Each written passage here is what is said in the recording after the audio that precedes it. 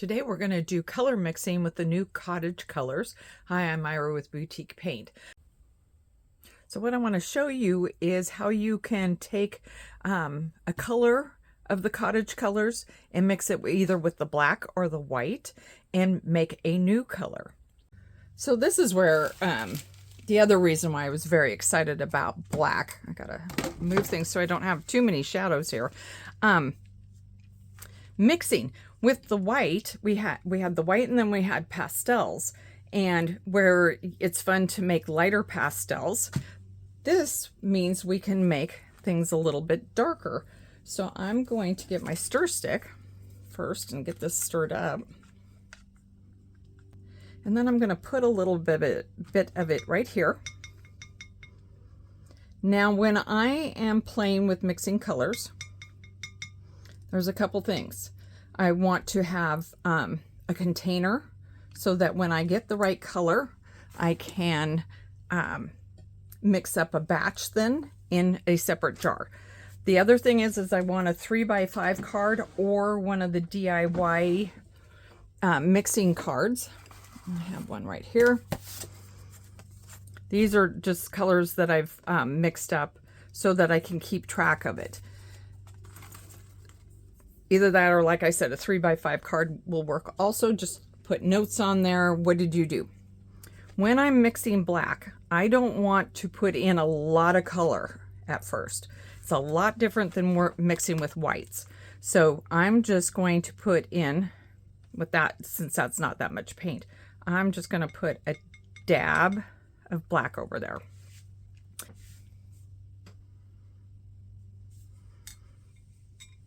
So you can see it's darkening up, but it's also kind of, because it's such a light color, it's bringing in a little bit of gray.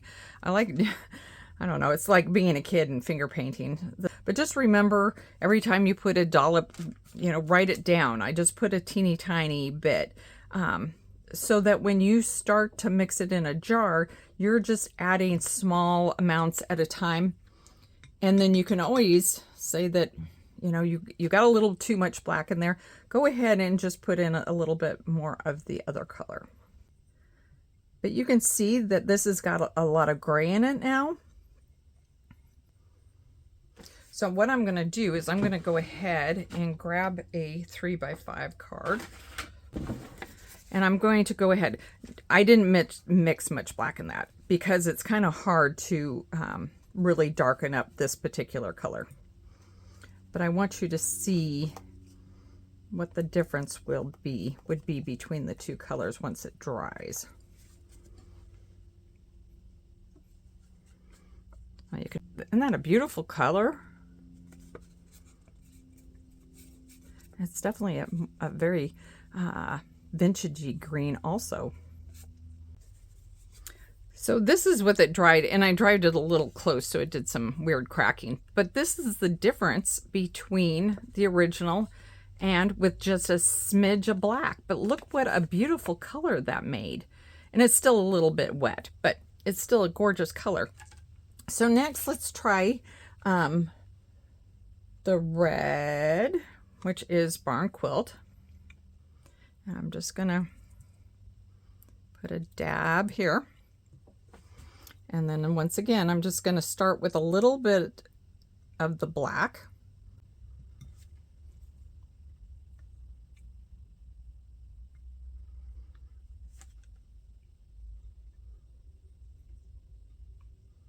So it just keeps getting a little bit darker, a little bit darker. So let's go ahead and grab a card for this one.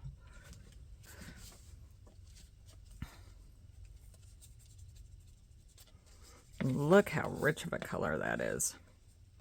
I'm not saying that that isn't gorgeous, but you have just now, with these new colors, having the black added in, you have just opened up so many possibilities of what you could do with colors, just like the white does. And we will mix here a little bit of white just so you can tell. So I'm going to set that aside. I'm going to clean up here, and then we're going to mix some whites up.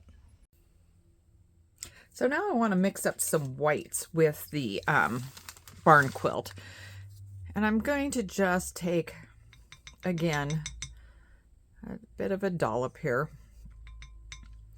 And with the whites, I like to start out with closer to 75% of the color and then 25% of the white. But you just mix it in together. And see what a pretty color. And it doesn't take much of the white to start really changing the color. So now what I'm going to do is I'm going to take my card and I'm just going to put the original color at the top. Then I can put this. And what I do is I would write right next to this. I'd put 75% barn quilt, 25% of the linen white. And that way you know about what you mix to get that color. So now I'm going to add in a little bit more of the white linen. So that's probably closer to a 50-50 now. And then you can, once again,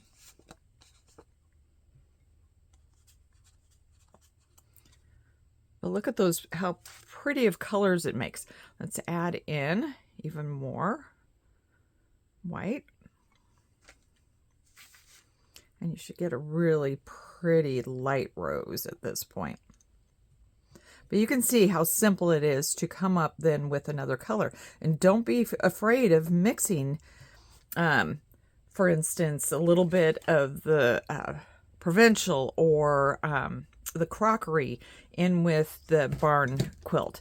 You never know what you might come up with. You might come up with just something super awesome and fun and uniquely yours. But see the differences in the colors there?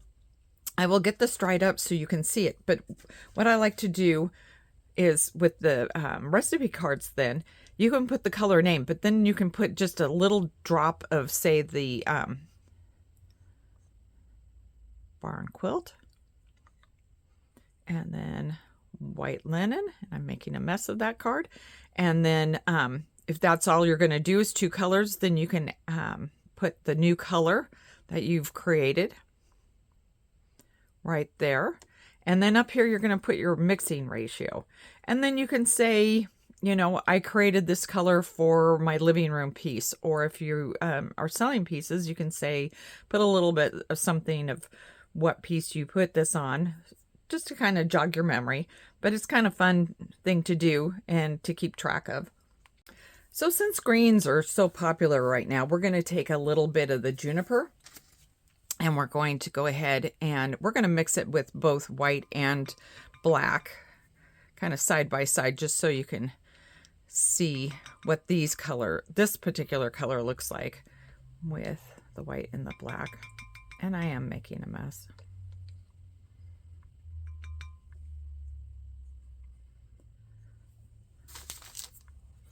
So I'm going to do 25% of the white next to it, give or take. And I'm going to do about 10% next to, that's probably more than 10%. That's probably closer to 15, but we'll start mixing them.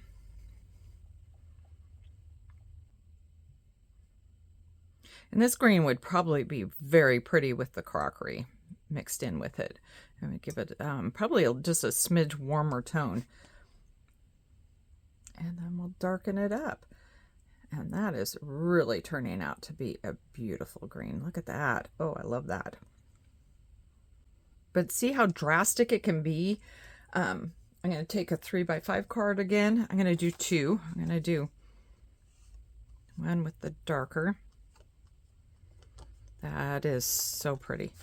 And then I'm going to do one with the lighter.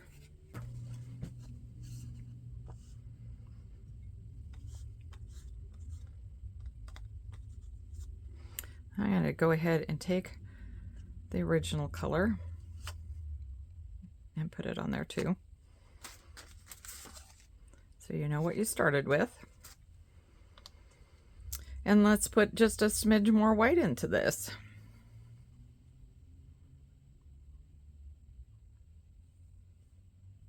A little bit more. And then a little bit more black. I love that green. That's a good spring color. And remember, if you're doubling up, remember which finger you're mixing with. This definitely gives it a nice kind of deep forest color. And then we're getting kind of back into the minty colors here, but it feels like it's a little bit either darker or more of a different tone than the vintage mint.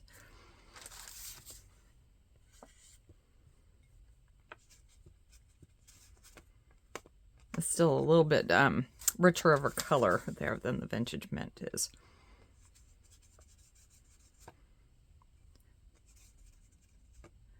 And that one didn't change it a whole bunch, but it did deepen it up a little bit. But still a beautiful color. So here they are dried up for the most part. These two top ones still are wet, but it gives you an idea of the different colors you can get. These colors over here I think would go really nice with some of the new IOD transfers. These would just be gorgeous to kind of pull out some of the colors that are in those transfers. So play with it. If you've never done any paint mixing, no matter what brand you're using, or if you're using just the regular mineral DIY paint or clay-based DIY paint, play with it. You can come up with all kinds of fun stuff. Don't be afraid of it.